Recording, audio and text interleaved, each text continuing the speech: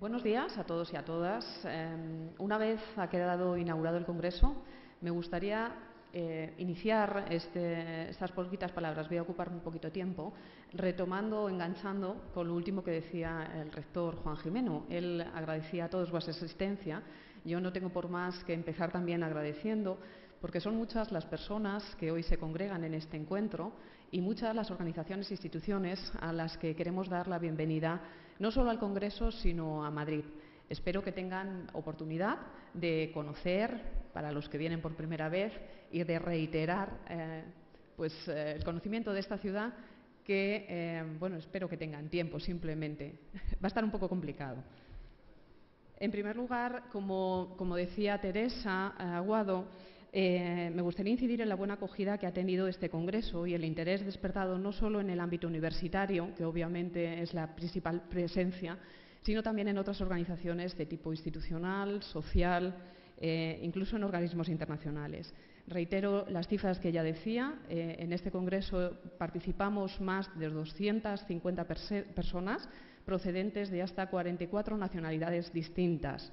Este es un dato importante, yo creo que es una magnitud importante. De hecho, cuando preparaba estas notas que os iba a contar, me venía a la cabeza y pensaba, bueno, si la OCDE, permitidme la broma, si la OCDE tiene 34 Estados miembros, nosotros hemos llegado a 44, es un éxito, porque creo que aquí la suma y la cantidad importa porque son puntos de vista, son posibles focos de discusión, son nuevos relatos y todos los tenemos que tener en cuenta. Este Congreso es, por tanto, una oportunidad. En cualquier caso, yo sé que nos queda por hacer y, de hecho, tenemos aquí a Francesc Pedroch, a quien agradezco una vez más su colaboración. Hasta que lleguemos a los 195 Estados miembros asociados a UNESCO todavía queda. Este será el reto para el próximo Congreso. Por otra parte, agradezco también la presencia de SEGIP, de la Secretaría General de Iberoamericana, Beatriz Morán, y de la Comisión Europea, Pierre, quien siempre nos ha dado apoyo institucional y ha compartido nuestra visión en las nuevas tecnologías, la educación a distancia y demás. Por supuesto, también al Ministerio de Educación. Hoy estaba prevista la presencia de la Secretaria de Estado, Montserrat Gomendio, pero a última hora, por problemas de agenda, ha tenido que cancelar. En cualquier caso, referirnos al Ministerio de Educación y a la línea, al fortalecimiento de la línea del Campus de Excelencia Internacional, gracias al cual se ha podido producir este encuentro. No quiero olvidarme de las 3 redes presentes en este Congreso. Son las 3 redes en el ámbito de las universidades de educación a distancia más importantes. Está ICDE, por supuesto, a nivel global, está EAPTU en el ámbito europeo y está IESAT en el entorno iberoamericano. Y, por supuesto, gracias a todas las personas de organización, tanto de UNED, ICDE, CESEP, que han hecho posible que todo esté saliendo y confío que termine estupendamente. Simplemente, no me quiero alargar más. Recordaros que el Congreso dura 3 días en jornadas de mañana y tarde, excepto el sábado. La clausura está prevista a las 12:30. En el desarrollo se van a producir 5 sesiones plenarias en esta sala y hasta 16 sesiones paralelas, donde se podrán debatir las casi 100 comunicaciones y póster que se han presentado en el Congreso. Por mi parte, nada más, simplemente dar la palabra al primer plenario, en el que participan Pierre, director de Políticas Educativas de la Comisión Europea, Gard Titlestad, secretario general de ICDE, y Beatriz Morán, directora de la División de Asuntos Sociales de la SEGIP. Por supuesto, la mesa está moderada por el profesor Alejandro Tiana. Muchas gracias a todos. Feliz Congreso.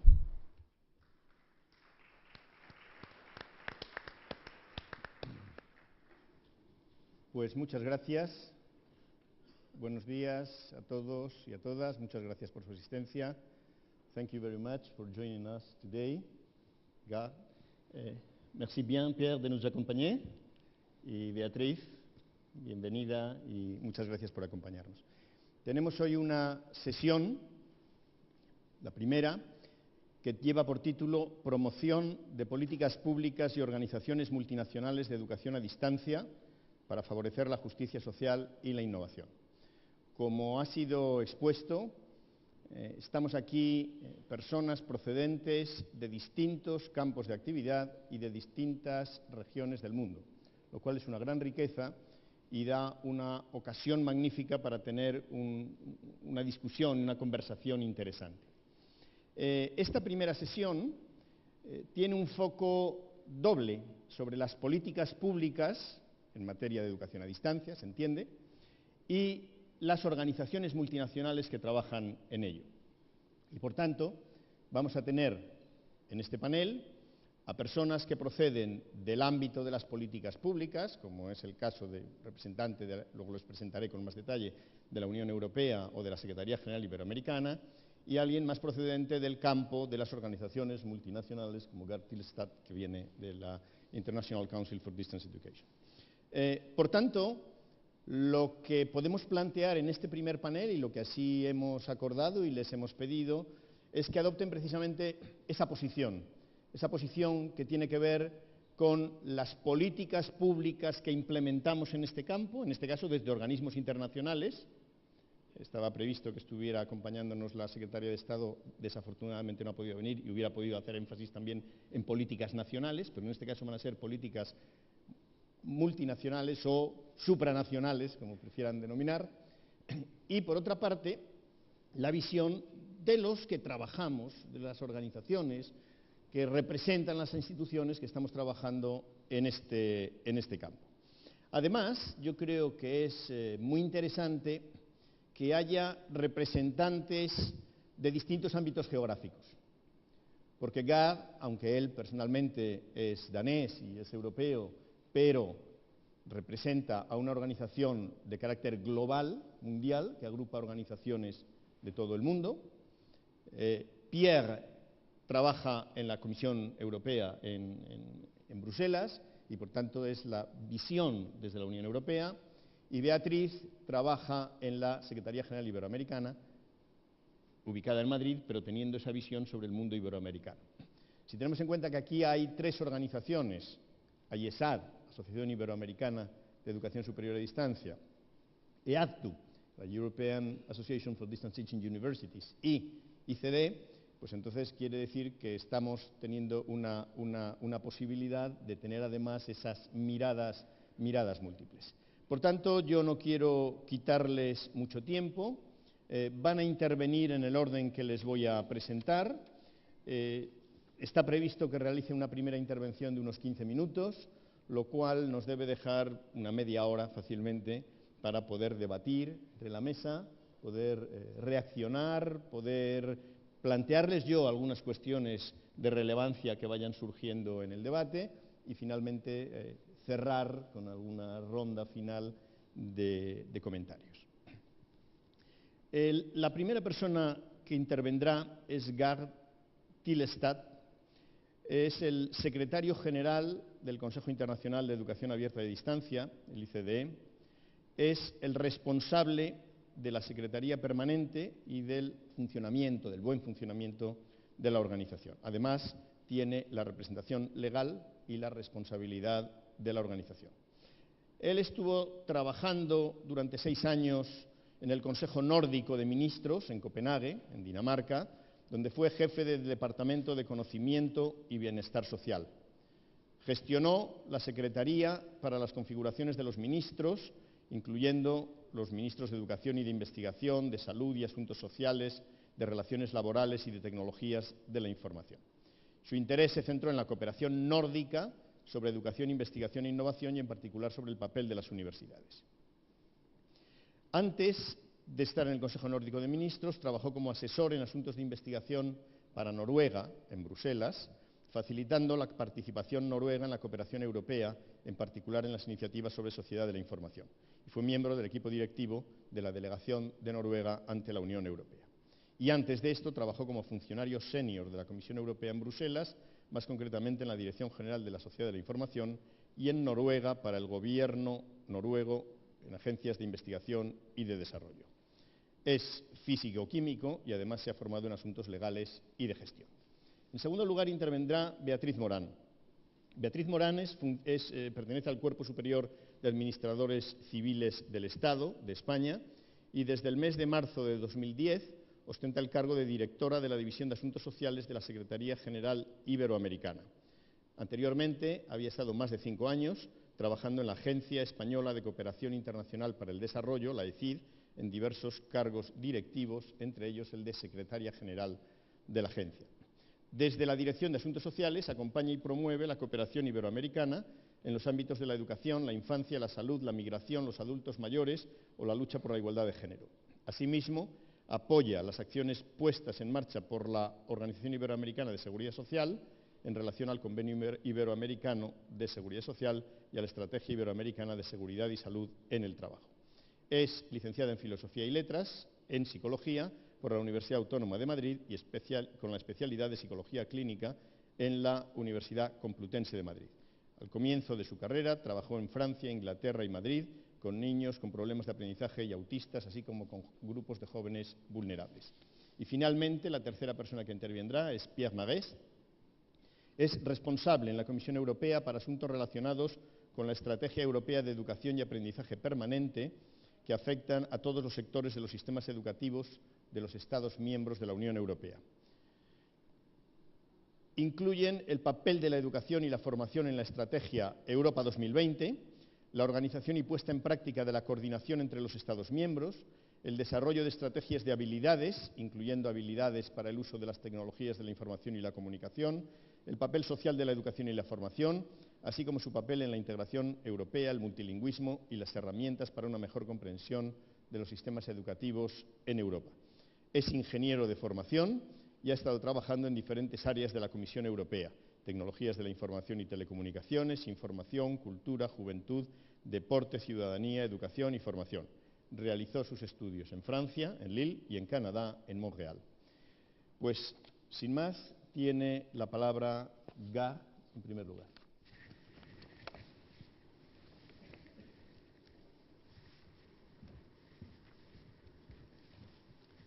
Can I have that? Can I have the... Yeah. No. Up and down page. Okay. And infrared, okay? Thank you. Ladies and gentlemen, fellow speakers, Alejandro, Beatriz, Pierre. First of all, I want to congratulate UNED with this great conference and with its 40 years anniversary. And I would say that that is 40 years to enhance social justice and innovation. Congratulations to UNED with a great contribution to Spain.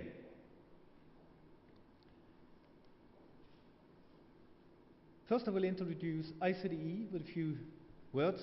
ICDE is a leading global membership association for open, distance and online education. It is a non-governmental. It's a partner with UNESCO, in fact since 1964.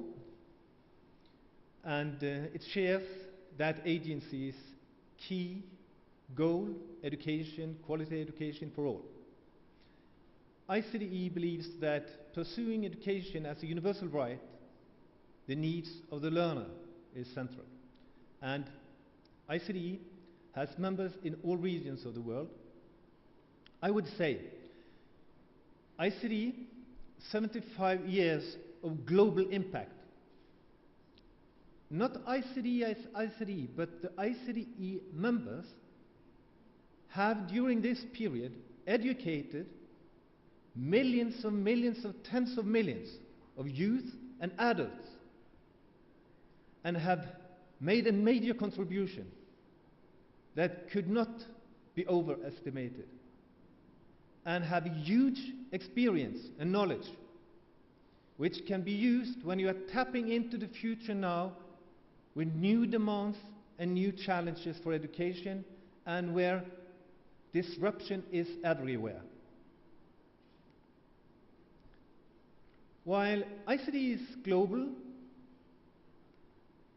the Secretariat is located, as you can see where the blue star is, in Norway, in Oslo. So the government in Oslo has been hosting the Secretariat by a yearly contribution, a grant to ICDE for 25 years, also an anniversary, but it is of course totally independent of the government, and the rest of the funding of ICDE is the members' contribution. 6 months ago, I gave a presentation at the EADTU, the European Associations, meeting at Cyprus, and I started that presentation to describe the paradox that while on one hand governments worldwide celebrate higher education, it's a mantra, it's contributing to the global wealth, it's a success story for governments, it's a success story for the individuals, etc. On the other hand, governmental policies and frameworks are outdated when it comes to grasping the benefits from the most constructive and disruptive factor of higher education sector, namely open and online education. It is a paradox, but since then, during the last 6 months, important progress, in particular in Europe, has been made. And I would, most of all, here, congratulate the European Commission with its initiative for opening up education.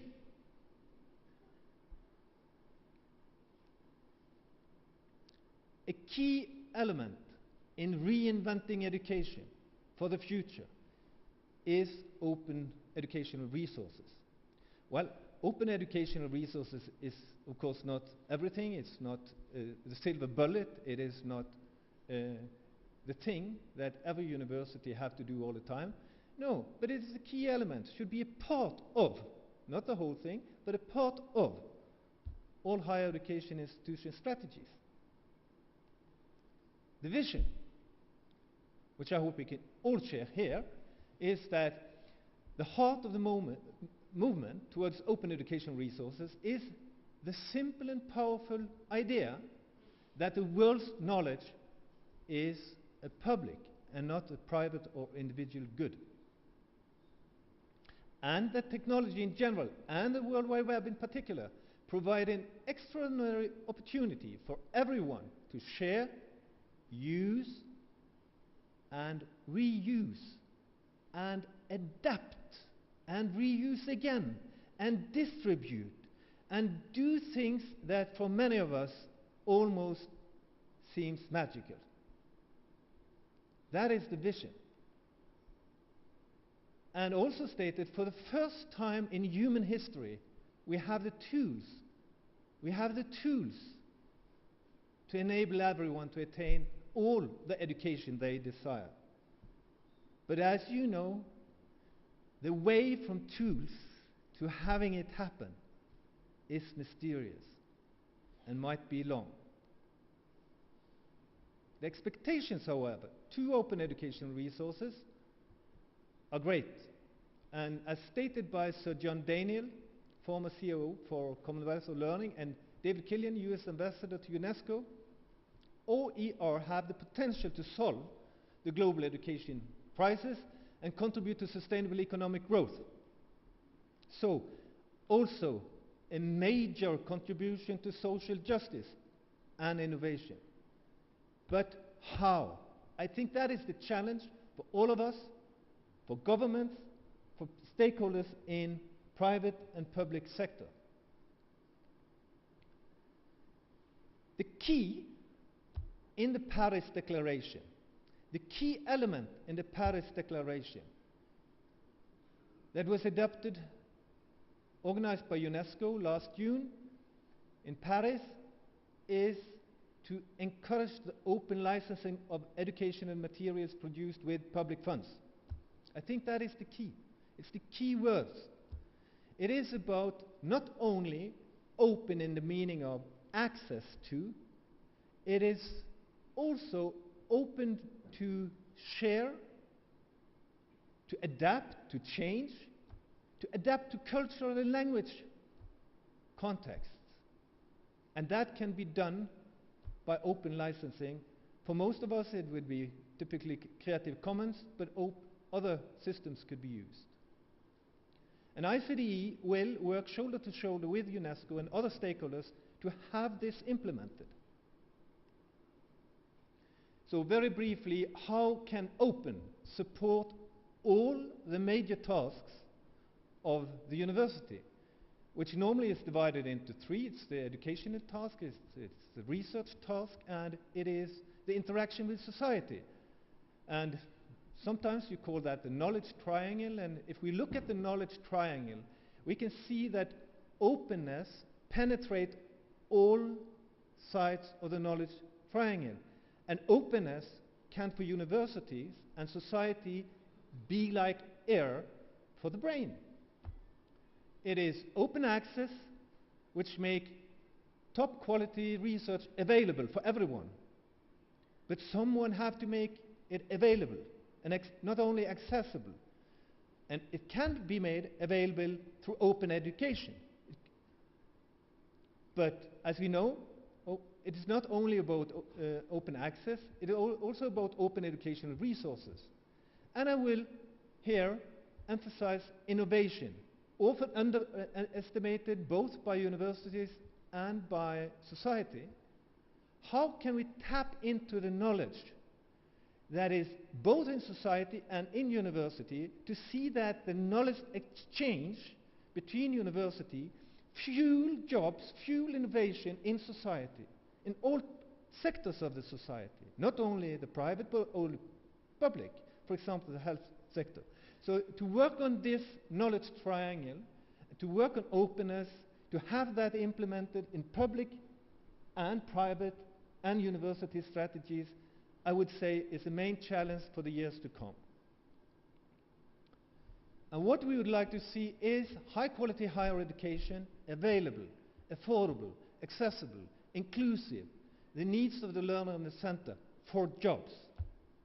This is a paradox, because while I'm speaking here, we know that about 620 million young people, they do not study, they have no jobs. So not only in Europe, but we can imagine that this future vision is a huge vision, and we have something to work on for the years to come. Are we talking about MOOCs now? Well, you can take the world's best courses online for free.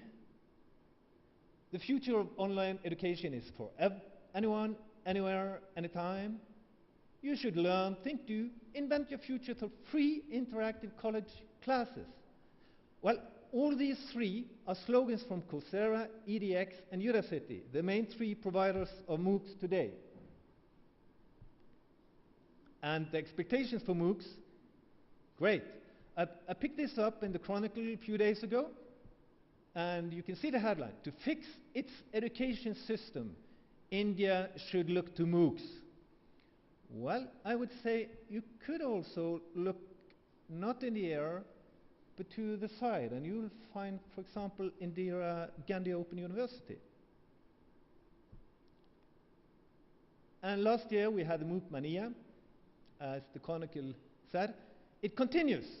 It continues. The good thing about MOOCs, I would say, is not only that they have created a discussion on disruptive changes in higher education and in higher education and interaction with society, but also that has increased the momentum of open education resources. One reason is that you had, for example, this definition of MOOCs, massive open and online courses, and building and providing open education resources. Well, basically this definition is a great misunderstanding, because the new definition adopted by Wikipedia, which is, I think, more correct, it is that it sometimes use open education resources. So it might be open educational resources, but it might be closed, and in the end of the day, to have a business model, it might be expensive if you use textbooks, etc., etc. So, of course, we could ask, could MOOCs fix it? A quick fix, like India. Well, I have stolen this one from Alan Bassingdale, Open University, and he again, I think, stole it from MIT. since Open University not yet has launched its own MOOC initiative.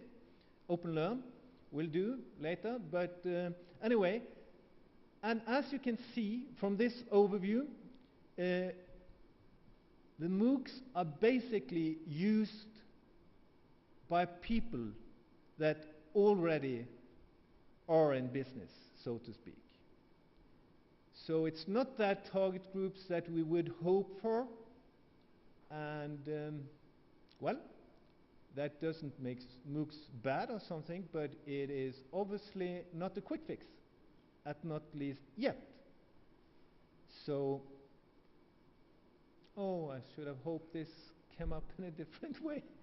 No, it seems like the road to eternity, but it is, if you can imagine, and you all have so huge imagine, right? So you can just turn this slide 90 degrees. You see it now? You can recognize it. This curve has been around for, I would say, 13 years. I remember it was published back in 99. It was the Gartner group then. And it is used again. It's the hype cycle, right? So a new thing comes from nowhere, it's disruptive, and it hypes upwards, and then boom! And up again, and then it's used for something. So this hype curve for the MOOCs indicates that the MOOCs are moving towards the top, but it hasn't broken yet. So it's not done yet, right? So it's an extremely exciting discussion, but I think, as you can understand, I think we are in an experimental phase for this. So MOOCs is only one of the delivery modes for open and distance education. It is not the thing, but it could be a major positive disruption. Back to reality. This is a curve for the unemployment among youths in Europe. And it hurts me, so I can almost not show it to you, right? I almost want you to know that this should have been a secret, because it's so terrible, right? I think we all feel like that. And why am I showing this? Yeah, because I think that what UNED has done is to put how can we contribute, because we can't fix it, but how can we contribute to help society onwards, to create education for employability, to support the process to have new jobs, to support the knowledge supply, which will make our companies competitive. So I think that is what we should be concerned about. And I also show this, I think I have the time quickly, because 4 years ago, in 2009, I was in a meeting in Iceland, and basically Iceland, this small country, was going down, right? And it was a ministerial meeting for labor ministers for employment, and it was chaired by a relatively young Icelandic minister, and I was his secretary, I was at his side, and we discussed how can we meet this situation, because we know that the young people that now are going out of jobs, out of education, they are the most valuable asset for the future. In 10 years, in Iceland and all Nordic countries, there will be too few youths. So what are we doing now? And he almost did not know what to do, but what we came up with the ministers accepted, that was to do a study. How could governments meet with the situation that the young people are going into unemployment, and at the same time we know we will not have young people enough few years from now? And how will this be tackled, so to speak? And immediately all ministers supported that study, and when we sent it over to other configuration of ministers, they also supported the study. What I would like to say is, I know when this came to implementation, the result from the study it was very, very hard. Why? You know, we don't have any mechanism for, I would say, constructive collaboration, incentive for collaboration across ministries, across sectors, which are making progress on the ground. But I think that is one of the things we have to look much more into in the future. I know a lot of countries, there are a lot of experience out there, but we have to make changes on the ground to coordinate and have progress for our young people in particular. And the context which I here has taken from the ICDE strategic plan for 2013 to 2016 is that we need to strengthen learning as an employability factor for the future. Okay. These are my recommendations, ICDE's recommendations for governments and for universities. Basically, we need to work on the regulatory and policy framework and incentives for OER. We need to work with overarching policies for mobilizing the workforce, and it needs to be incentives for research, new knowledge on impact of ODL, on delivering high quality ODL, and effects of OER. And all this is addressed to governments, but also universities, both conventional and open universities, needs to take up the new disruptions and to take up strategies and leadership to meet with a much more open and online society. I think there is a lot of win-win to come out of partnership with open and conventional universities, and we need to build on existing good things and competencies. So, this is not easy, but I will say, to have things happen, we have to post expectations. So the best I can say, these are mine expectations for the future, that key stakeholders should cooperate to strengthen learning as an employability factor and collaborate for social justice and innovation in education and learning and in society. Thank you.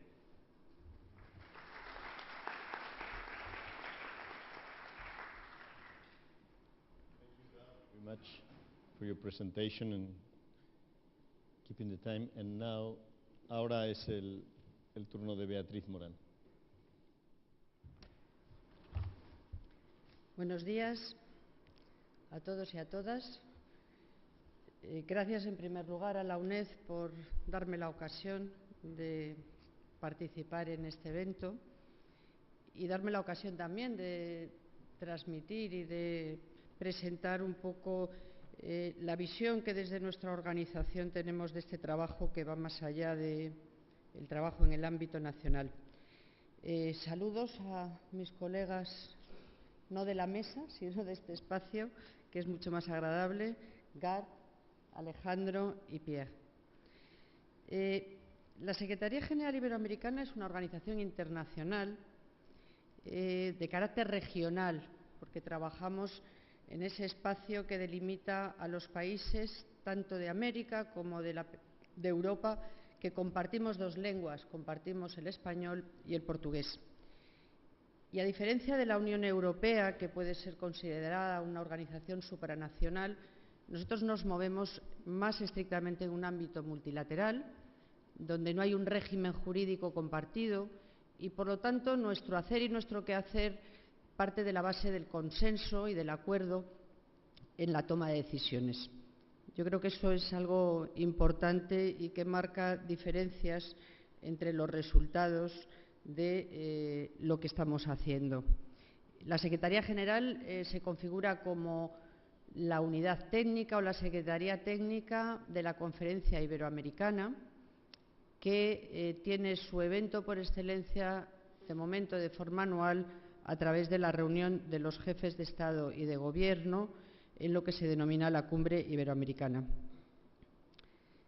Yo me referiré, por lo tanto, a a analizar de alguna forma, a poner de manifiesto, a compartir aquellas cuestiones que están sucediendo en la región y partiré hablando de este contexto en el que nos encontramos ahora mismo.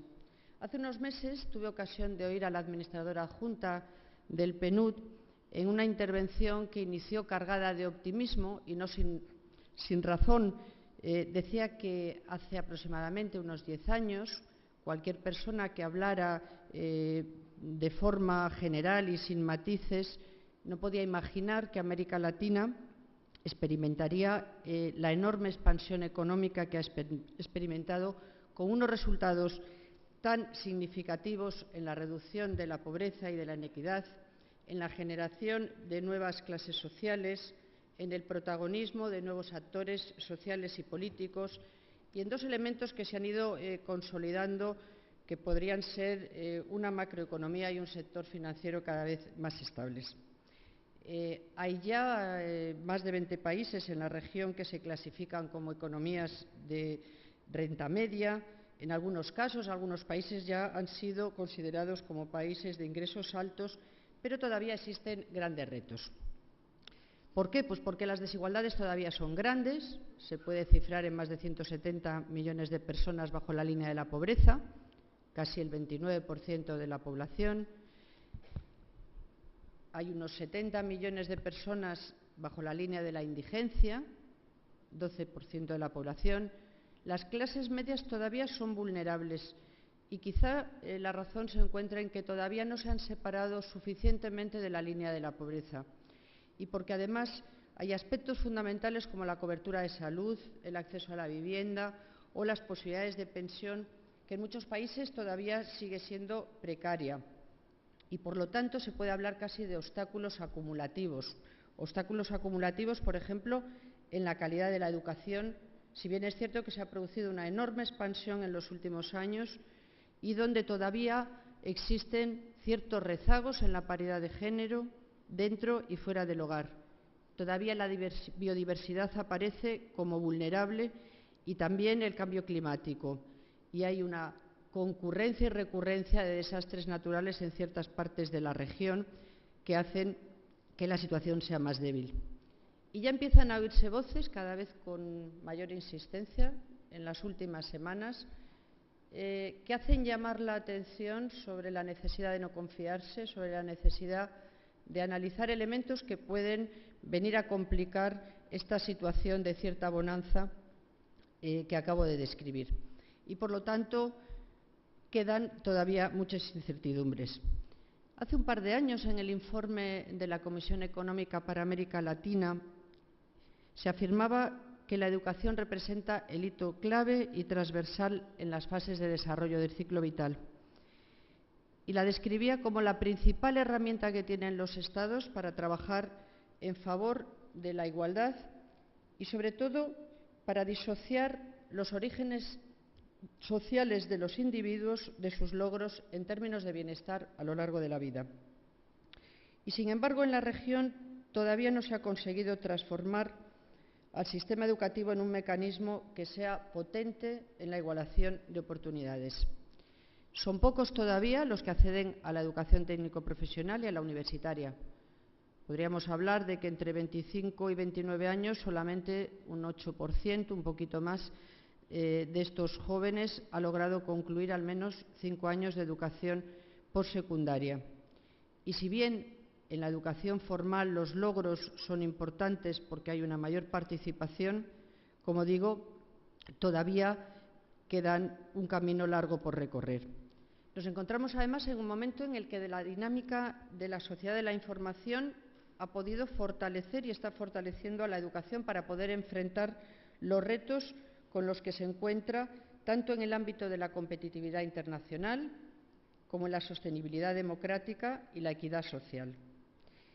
Esta afirmación se podría basar en una evidencia abundante que relaciona el incremento en la cantidad de estudiantes que culminan el nivel medio de enseñanza y en la calidad de las calificaciones obtenidas con la mejora de la competitividad de los países y con una mayor conciencia ciudadana respecto de los derechos y de las responsabilidades, aspectos esenciales para robustecer la vida democrática. No voy a hablar del gasto público en educación, que es evidente que se ha incrementado y en términos generales desde los años 1990 a 2008 se puede hablar casi de una duplicación en el porcentaje de inversión del PIB. La agenda educativa de la región tiene, por lo tanto, una doble vertiente. Por una parte, no puede desatender los desafíos que todavía están pendientes del siglo XX. Cobertura, acceso, progresión oportuna, pero también no se puede mantener al margen de los desafíos que el siglo XXI nos está poniendo delante.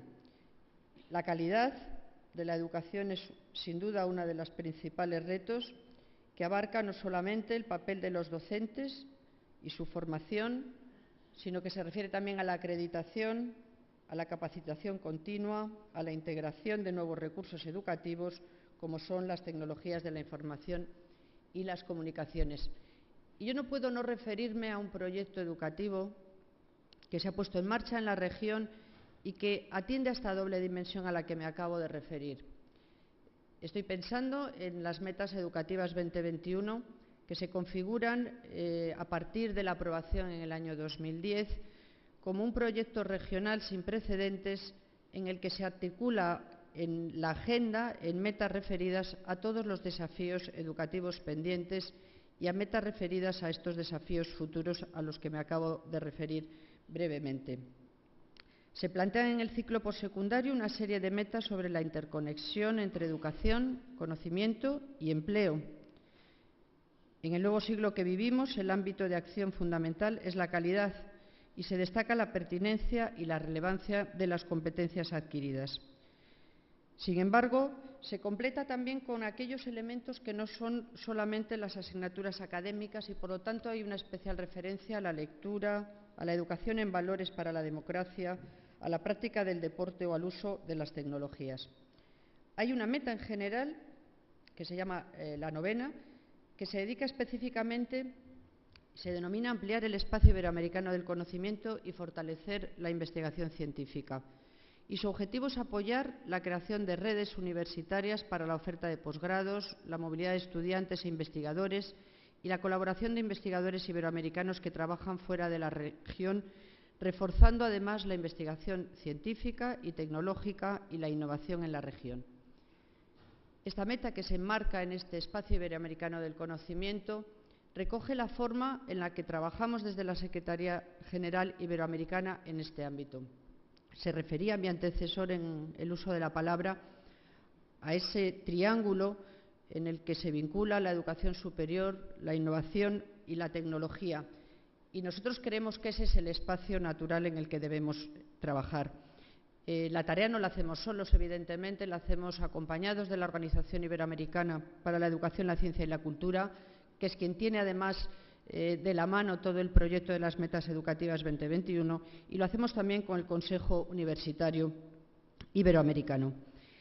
Trabajamos para que haya la necesaria concertación político-técnica para desarrollar este proyecto que conllevaría, en definitiva, la transformación de la propia educación superior.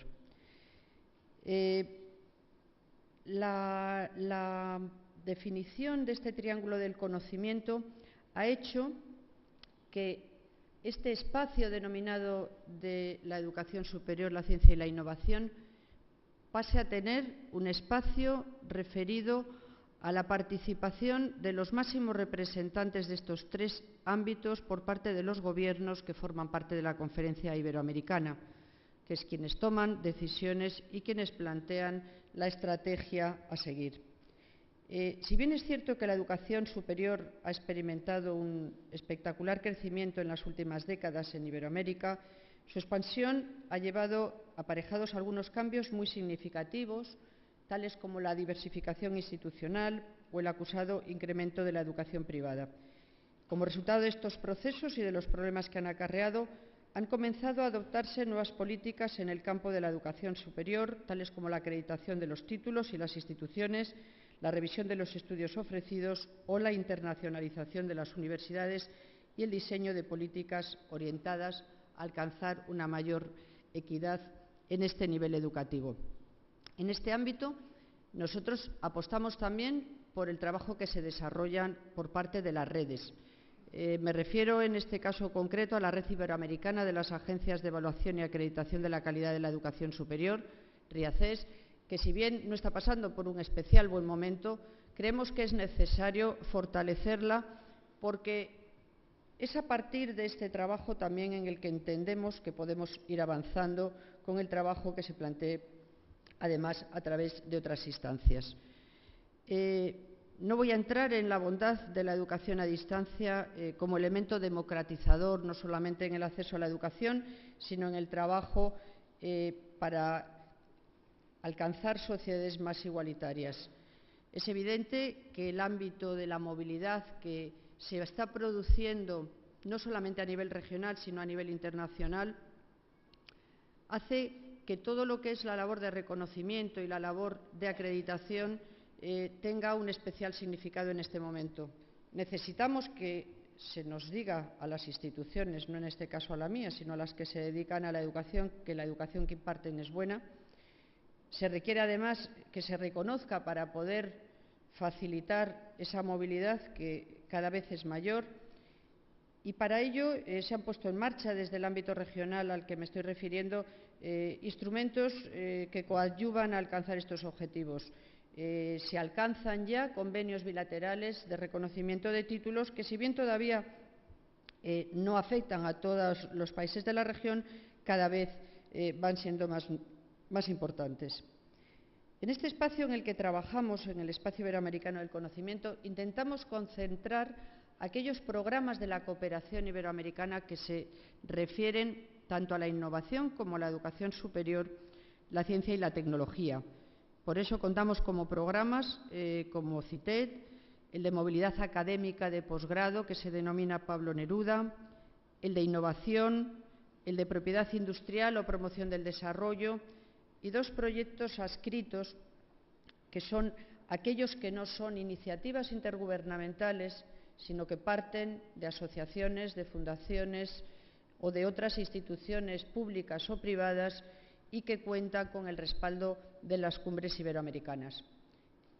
Me refiero ya en último lugar al proyecto que hemos apoyado y que fue aprobado finalmente en 2010 en Mar del Plata, que se denomina Ibervirtual. Este proyecto adscrito, que fue en su momento patrocinado por la IESAT y por la UNED, tiene como objetivo fundamental la promoción de la educación superior a distancia en Iberoamérica como herramienta que favorece la inclusión social. Ayer decía una ponente en otro espacio que la educación en sí misma tendría siempre que ser casi sinónimo de inclusión. No se podría hablar de educación si estamos hablando de educación que excluye, pero en todo caso, y aunque pueda ser redundante, se aprueba con este objetivo. A pesar de la heterogeneidad de los perfiles que se unen en la IESAT, Ibervirtual ha ido consolidándose en estos 2 años como un espacio de diálogo y de cooperación en torno a proyectos comunes. Y proyectos, además, que no paran. Cada vez hay una mayor toma de decisiones que abren nuevas vías para compartir con las más de 30 universidades que están participando de 14 países de la región. Trabajan en 8 áreas: la movilidad virtual, la calidad, tanto en lo que se refiere a los procesos de autoevaluación institucional como a la promoción de políticas públicas que apoyan la educación a distancia, la Federación de Observatorios de la Educación Virtual, plataforma de formación, investigación en comunidad, repositorio online de recursos educativos en abierto, sistematización de buenas prácticas, etcétera. En cada una de ellas han realizado intervenciones puntuales que han servido para difundir una conciencia generalizada sobre las nuevas posibilidades sociales que abre la educación a distancia en la región. Quizá de las actividades o de las áreas de trabajo a las que me he referido, destacar la movilidad virtual, que está teniendo muy buenos resultados, los cursos que se han puesto en marcha del tipo MOOC en competencias digitales, o también mencionar el informe de la OCDE que se presentará en los próximos meses sobre la situación y tendencias actuales de la educación superior a distancia en Iberoamérica. Yo, para ir concluyendo, querría cerrar con dos reflexiones que creo que son fáciles de compartir por todos ustedes. Las políticas educativas y las propuestas de mejora de la educación no las podemos circunscribir o reducir a iniciativas centradas en el sistema escolar. Deben incorporarse al conjunto de las instituciones en las que los ciudadanos nos desenvolvemos a lo largo de la vida. Y cada vez que hagamos esto, estaremos siendo más eficaces si conseguimos, además, que tengan ese carácter multidisciplinar e intersectorial. Porque la educación es una actividad humana que combina dos dimensiones que son diferentes y que están íntimamente entrelazadas. Por una parte, esa vertiente individual y, por otra parte, ese acompañamiento a un proceso o a una vertiente más social, ya que supone también una transmisión y una reconstrucción de una cultura vigente en una sociedad determinada. Me gustaría acabar con una frase que no sé dónde he leído o dónde he oído, pero que dice algo así como que para construir una sociedad justa es fundamental apostar por una educación de calidad para todos. Pero lo inverso también es importante, porque solo tendremos una educación de calidad para todos si queremos y estamos dispuestos a construir sociedades más justas. Muchas gracias.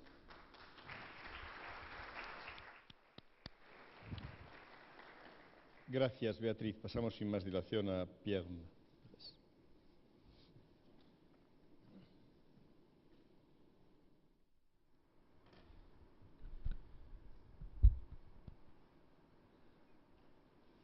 Good morning. Good morning, everybody. I'm very happy to be with you also today, not only because this Congress would appear very interesting, but it's also a very timely Congress for us, because, as mentioned already by Gard, I would like to present to you a new European initiative called Opening Up Education. It's a political initiative. I belong to the European Commission of the European Union. I'm not in the academic field. I'm more in the policy side. And the European Commission wants to propose a new framework for opening up education through new technologies.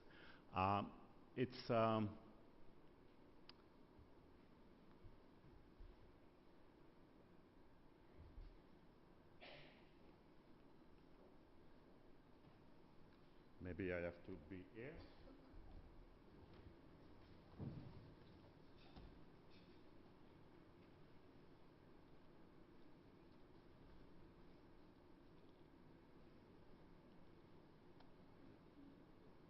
I have to be here? Okay.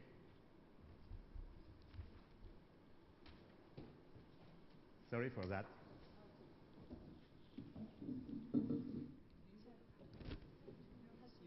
I'm sorry? Oh, no, it's okay, it's okay, it's okay.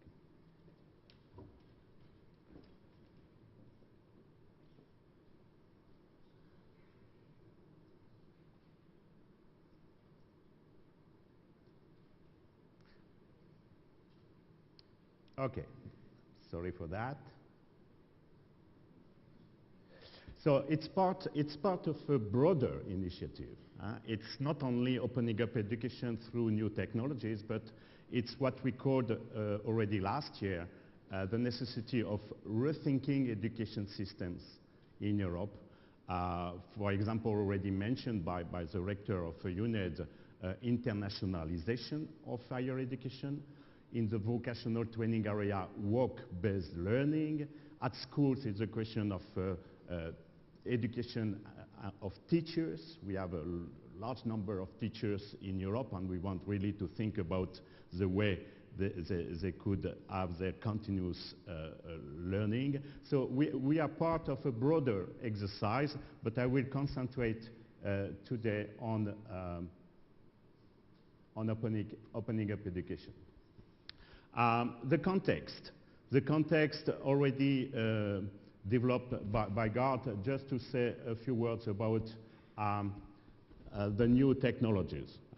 New technologies are not really new. We discussed about ICTs we have discussed for decades in the European Union for education. What it is new from my point of view is, first, we see a kind of pervasive technological revolution in all sectors of the society, enterprises, health sector. And frankly speaking, it's not the same in the education sector. I don't say in your universities, because you are here convinced of the importance of new technologies for your universities, open or conventional. But in average, in the European Union, with thousands of universities, with millions of schools and vocational training systems and institutions, the fact that the new technologies are really used, their potential really exploited, is not there yet. And it's a big challenge. And what it is new also from my point of view is the fact, as you can see on this presentation, the fact that we are moving from computers to internet, mobile, and personalized devices, as you can see from this graph. Consequences are, as you know, learning content moves out of institutions and becomes mobiles. Learning and teaching can happen anywhere. It's not only the question, like in distance learning, to give the opportunity to access to educational resources on distance, but it's also the issue that we see that it's out of the system. It's out of the academic system. You can learn and you can even teach out of the system with a big issue of quality, with a big issue of validation and recognition of skills and qualifications which are acquired in this global context. We see also the more personalized learning. Again, it's not only the question of to get an opportunity for somebody to have a course which is tailored for him. It's also the question of personalized pathways from universities to more vocational, from vocational to universities. So we see that's the fourth consequence on our side, the third consequence on our side. And the last one is a new paradigm, I think, for collaboration and innovation, in particular between and among teachers. It's not yet there, but just to mention one quote from Mr. Putman. Mr. Putman is the rector of Open Education University, I think, in UK, but he was at the Council of Ministers a few weeks ago, and he mentioned that a Scottish teacher put on, it was at the secondary level, not at the university level, put on internet a course, a very simple course, and asking for some comments. And in one day, received more than 1,000 reactions. So you see the cooperation, the collaboration between teachers will be really affected and in a positive way by this evolution. So it's for education and training in general, but in particular for universities. I am not a specialist of MOOCs, but I can say that in Europe we have now more than 1,000 repositories by higher education institutions about open educational resources. We have also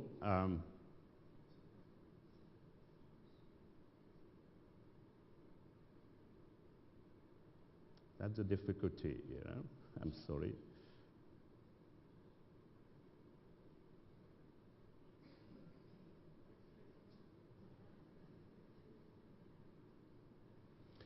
As I said, I'm not a specialist of MOOCs, and Gard already presented the issue of MOOCs, but we see it's a phenomenon. We will see if it is an hypercycle phenomena, but what I want to say is we see also in Europe a lot of initiatives for creating MOOCs, and not only through the US channel, and MOOCs which are perhaps more cooperative MOOCs, not only video of courses, but inspired by a cooperative approach, and MOOCs which are perhaps a little bit more European, because we have also a kind of culture, obviously, and academic approach of courses, and we see initiatives for MOOCs which are inspired by this European long tradition of universities, and MOOCs which are also more multilingual. And it's not only the question to give access to students in their mother tongue, but I think it's also quite strategic for countries in Europe. I'm French, as you can understand. I'm French, and you can imagine for France, the fact to develop MOOCs in French is quite strategic. For Spain, for Latin America, for Portugal, and for a number of countries. So it's not only a question of English or not English, it's also a question of really to embed that in our strategies. And Coursera, obviously important, but the fact I would like to mention here is that at the beginning it was mainly on the purely United States initiative, but now we see more and more of universities. More than 20% of universities in the Coursera initiative are from the European Union. So there is really a kind of wake-up at the European Union based on the technological paradigm which is changing. We have a number of challenges, and the first one is very well known, and I don't want to spend too much time, but we have still a big problem in Europe of infrastructure, particularly at the school level, and particularly in some countries. It's not the same situation in all countries, but we have still a big issue on that. And we have also, I think, a big challenge about teachers' digital skills and the organizational environment for teachers being in universities or at school. And we see also a number of barriers for exploiting the potential of digital content and open educational resources. We have done some surveys, and I don't want to give too many figures, but just to draw some problems, some barriers. In the blue line, I don't know if you can read, but it's about quality of open education resources, and the second one is about to find access to quality resources. It's not only the question to put on the net a lot of educational resources. It's important for our education and training systems to have this guarantee of quality and accessibility, and as it is summarized here, digital content is catered and the quality is not guaranteed. Another problem, another barrier is about copyright issues. We see that half of the respondents said it's an issue. I want to be sure that I can use, I want to be sure that I can reuse, that I can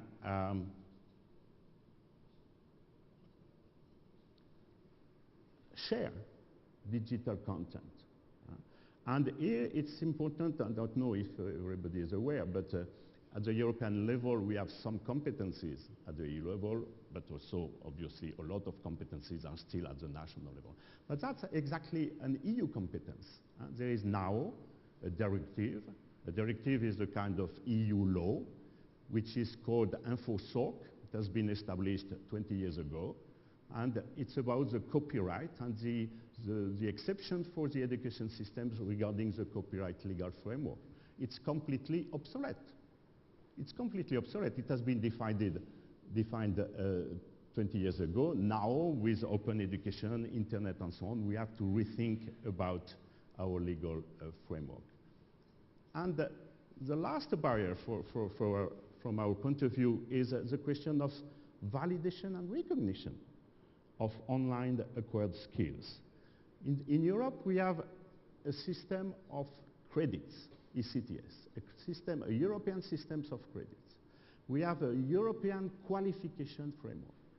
We have a European area for higher education, for diplomas, for Bologna process, all these kind of things.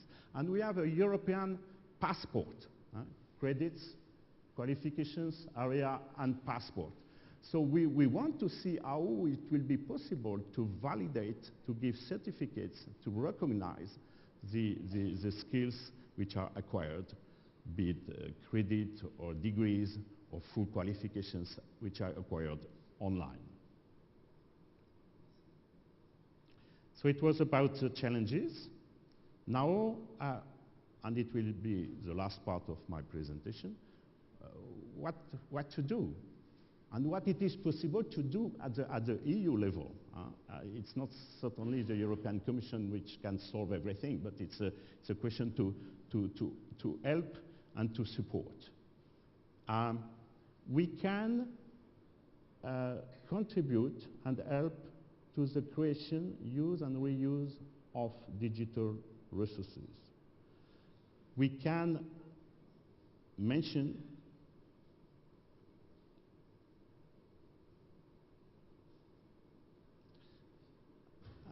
we can, as it was mentioned by Gard, establish open access requirements for all resources which are developed with European funding.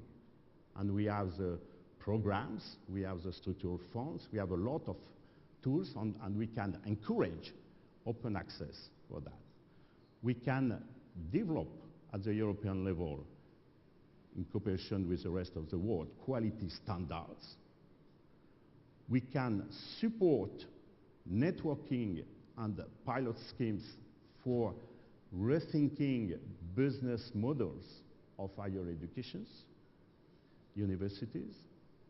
And we can support, as I mentioned already, some consortia of universities for developing open educational resources, for developing MOOCs and other kind of initiatives.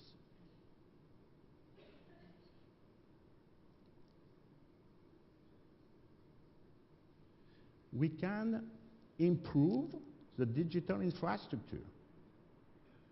It's a billion of euros, you can imagine, but we can use our so-called structural funds.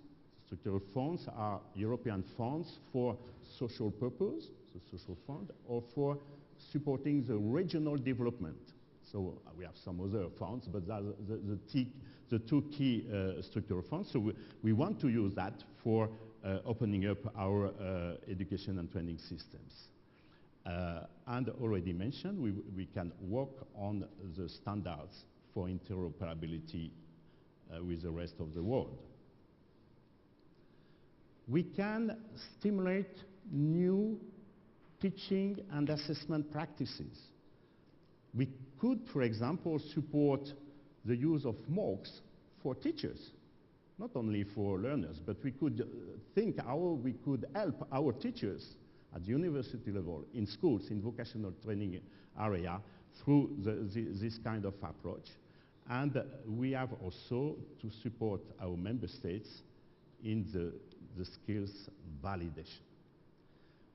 We could and we can enhance the coordination between the international organizations. We have a good practice at the European level of what we call peer learning, peer review. We do that quite a lot, and I think it's very effective, and we want to develop such a kind of approach also in this area of new technologies.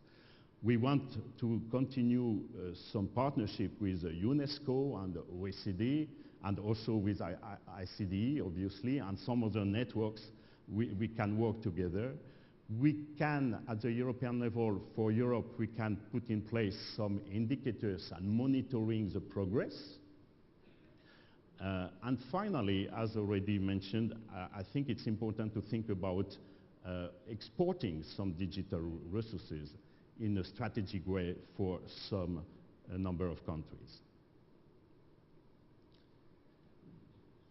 So, what we have in mind is to be supportive, is to help the developments which are already there, but to do that in a more coordinated way, in a more structured way.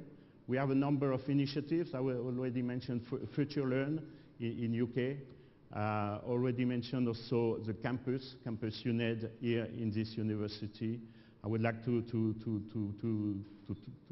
talk also about MORIL, the multilingual open resources for independent learning. So we see a lot of initiatives, grassroots initiatives, very, very strategic, very important, and our idea is really to put that in a European framework to be as efficient as possible.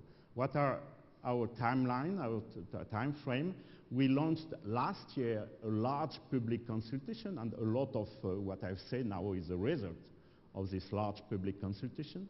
We are finishing now what we call an impact assessment study, because it's not only to say it's important to develop, but we have to see the consequences in terms of budget, in terms of legislation, in terms of cooperation. So we are finishing this impact assessment study to launch our opening up education, hopefully, by the summertime.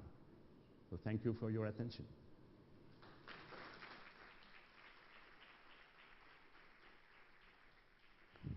Bueno, muchas gracias a los tres participantes, los tres panelistas, y aunque no nos queda tanto tiempo como hubiera deseado, pero de todas maneras nos quedan todavía unos cuantos minutos.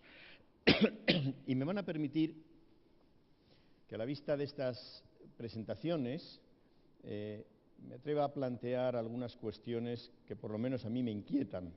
Yo no sé si las vamos a poder resolver ahora en este panel, pero yo querría dejarlas planteadas porque a lo largo de estos días creo que merece la pena abordarlas. Hemos tenido una perspectiva muy interesante acerca de cuál puede ser el futuro del aprendizaje a lo largo de la vida, que yo creo que es el paradigma fundamental hacia el que nos estamos moviendo.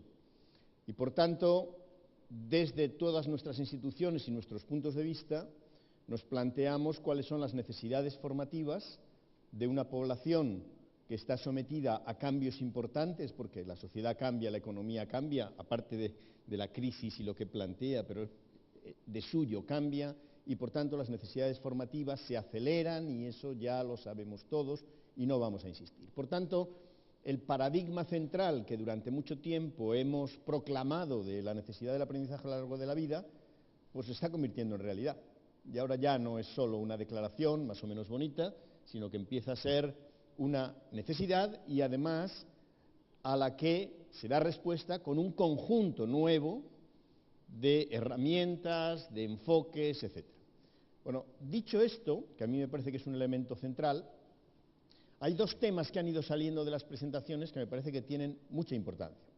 El primero es que nos estamos planteando aquí cómo promover este tipo de políticas, organizaciones, etcétera, para favorecer la justicia social y la innovación.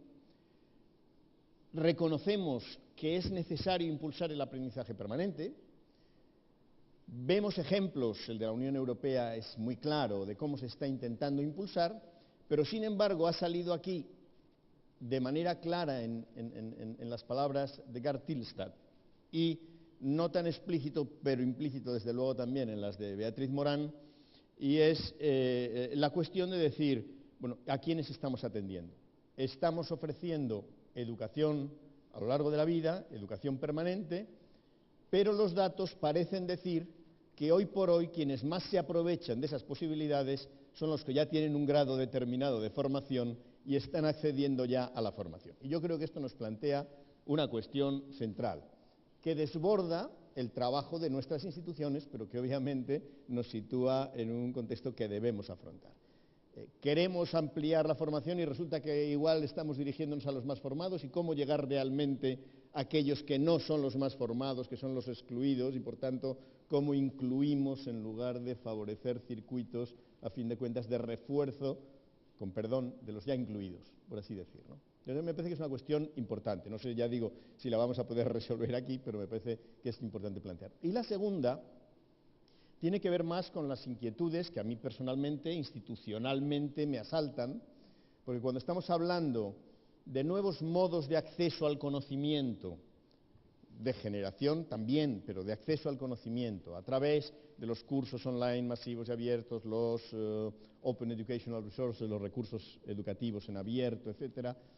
Todo eso está muy bien, pero nosotros somos universidades, y las universidades tienen una misión de educación, de extensión, etcétera, pero tienen unas misiones institucionales de dotación de una enseñanza de nivel superior, impartición de unas titulaciones, etcétera, y está muy bien insistir en la otra parte, pero aquí hay una que no podemos descuidar, y es perfecto que abramos nuestro campo a cualquiera que pueda llegar, pero ¿y eso qué significa para las universidades?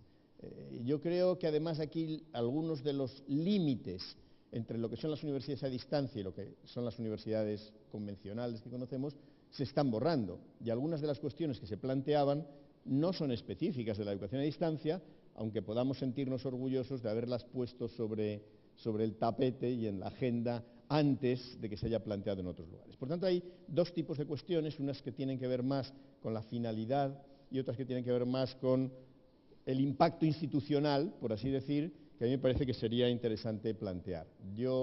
No tenemos mucho tiempo, pero antes de cerrar la sesión sí me gustaría brindarles a los tres panelistas la ocasión de reaccionar ante este tipo de cosas o ante lo que hayan dicho algunos de los otros panelistas y que crean que merece la pena ser resaltado. ¿Quién quiere empezar? Who wants to start? Gard, the same order. De acuerdo, en el mismo orden, damos la palabra. Yeah, thank you, Alejandro. Time is short, so I will try to be short. You asked, what about those that are not included? And I think the first thing, we have to address it again and again. You know, when you address it again and again, if this is done in partnerships with government, it will move on the ground. It will move on the ground. Secondly, I think we need to change our thinking. We have to change the current paradigm of elite-oriented thinking to what I will call collaborative-oriented thinking. I think that goes from bottom to top. UNED and many other universities responded on the massification of higher education. Today we have the opportunity to also respond to have a bridge with elite-oriented thinking and put the learner in the center. And the last issue you addressed was what about the MOOCs and OER, etc. I agree it is really a big challenge. I strongly believe that when it comes to OER, which is, you know, it's tempting, but it is really difficult as well. It's a hard thing to implement in praxis and have the benefits from OER.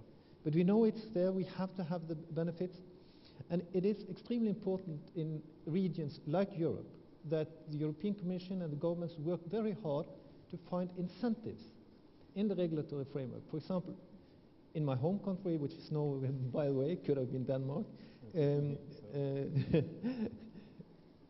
there are no incentives in the regulatory framework for universities to make OERs visible, achievable, predictable for the staff and students. If you do it, you more or less move against the stream, right? So I think that it's extremely important that we address that. I will also say that for the university, the first thing is all universities has to make this a part of a strategy. How big, whatever they want to do, have to make it part of it. And I think since it's a big thing, it has to be taken in small pieces, so to speak. step by step. Thank you. Thank you. Yo quería referirme a algún caso muy concreto de esos sectores o de esa parte de la población que está desatendida. Ayer Judith Zubieta hablaba de esa cierta exclusión que se podía producir en una población de México y se refería a una parte importante de la población que no hablaba el español. Y realmente en América Latina hay un enorme grupo de personas, de pueblos originarios, que hablan lenguas originarias y que por lo tanto no tienen acceso a ningún recurso que se implante en otras lenguas.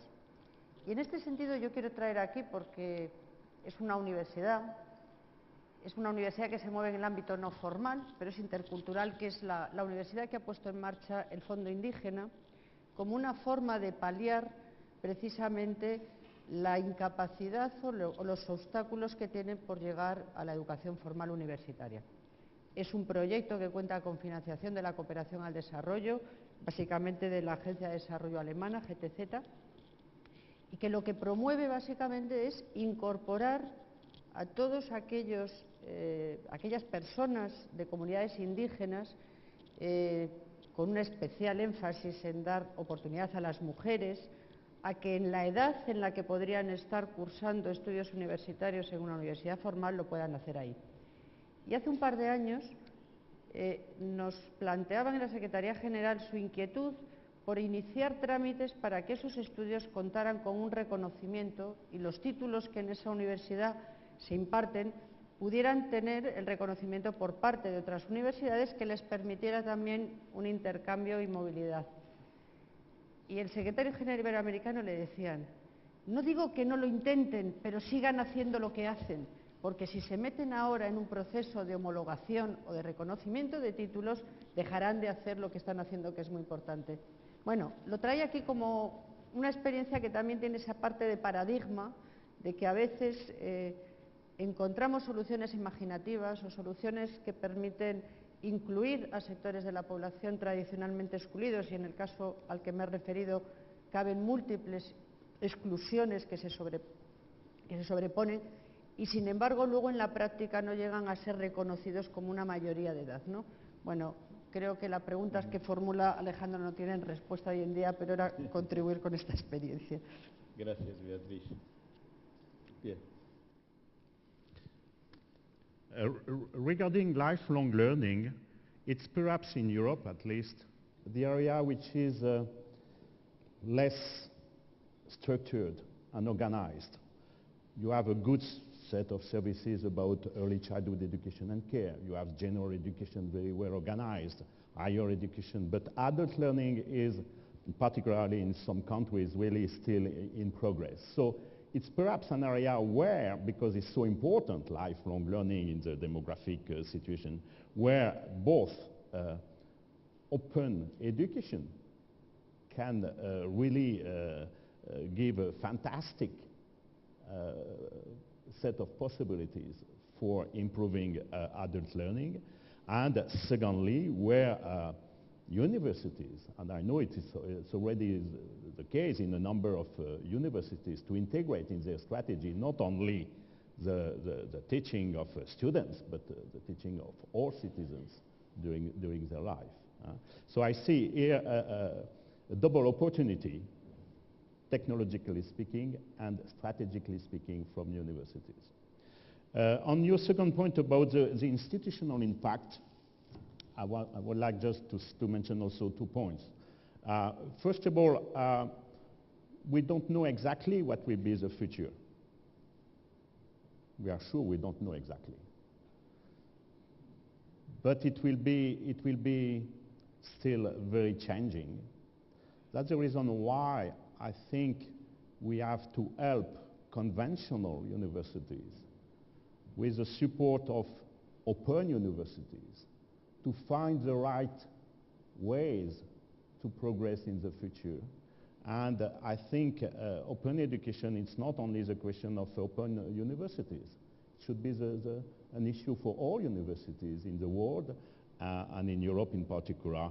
And here I see after quite a long period, a decade of progress in open education for some universities, it's time perhaps to have a kind of massive approach of open education for all universities.